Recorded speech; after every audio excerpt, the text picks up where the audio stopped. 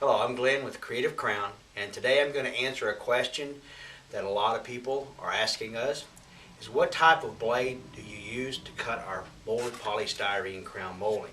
I'm going to start out by telling you a little bit about materials. There are different types of polystyrene crown moldings on the market. The first one is what they call an expanded polystyrene crown molding material, and it's made of beads, little small beads. You can see it's normally like cooler foam, and this is usually cut with a hot wire. It's not very dense, it's a very soft, crumbly stuff. The next I'd like to show you is polyurethane material, and it is usually a banana color. It's a higher density, it doesn't have the beads, it doesn't crumble.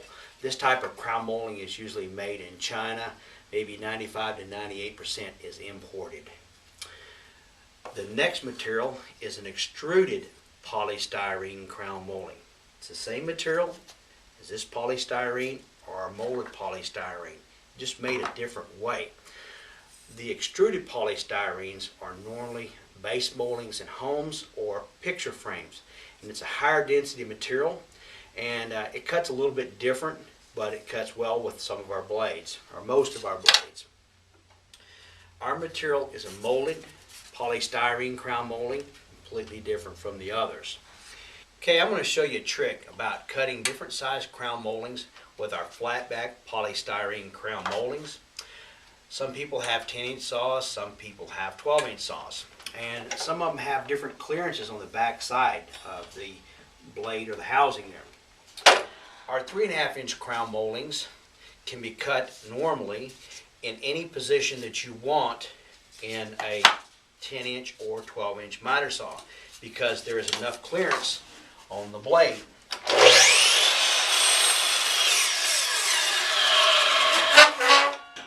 You can see right here that there is a lot of clearance for the molding to work with.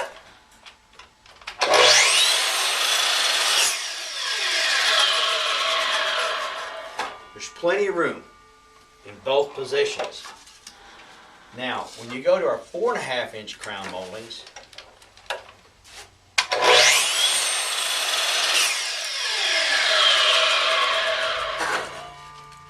you'll see that the nut is very close to the top of the molding, and it will just barely get through. But on the opposite side of this saw, there's normally a housing there that sets down a little bit lower, so your molding may be hitting that. To get around that, all you're going to do is take your molding like it was hanging on the ceiling and just flip it upside down. And you'll see the clearance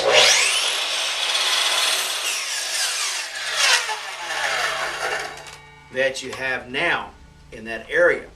Now, if you're cutting an inside or an outside corner, you can simply make your first cut.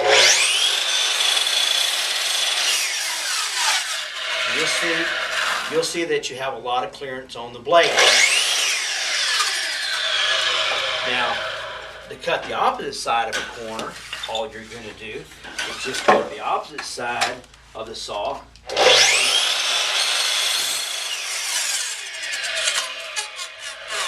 And you can see that you have a lot of clearance.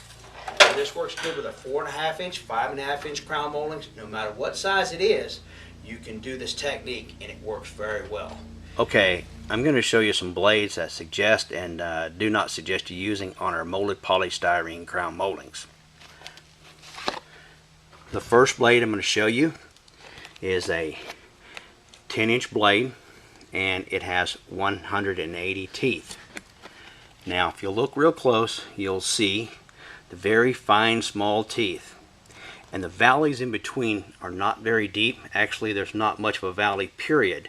But this blade is made for plastics, plywood, veneers, very hard or brittle material that the material will not build up between the teeth. So I do not suggest you using this type of blade. The next blade I want to show you is also a 10-inch blade, and it has 24 teeth. Now you'll notice this is also a rip blade. You'll notice the distance between the teeth. far apart. You notice the valley here is deep, and this allows a lot of material and chip to build up in here to be relieved as the blade is turning.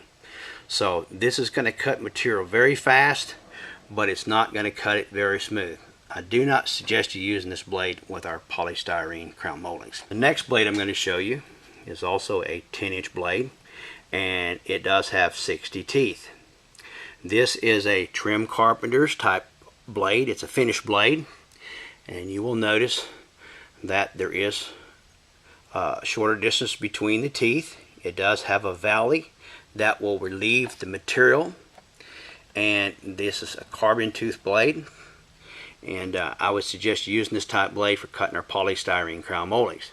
Now if you're running a 12-inch miter saw, I would suggest you using the 60 tooth blade, and even the 80 tooth blade is even better. Both these blades will work just fine whether it's 60 or 80. I will give you a tip about some of the blades that you buy on the market today.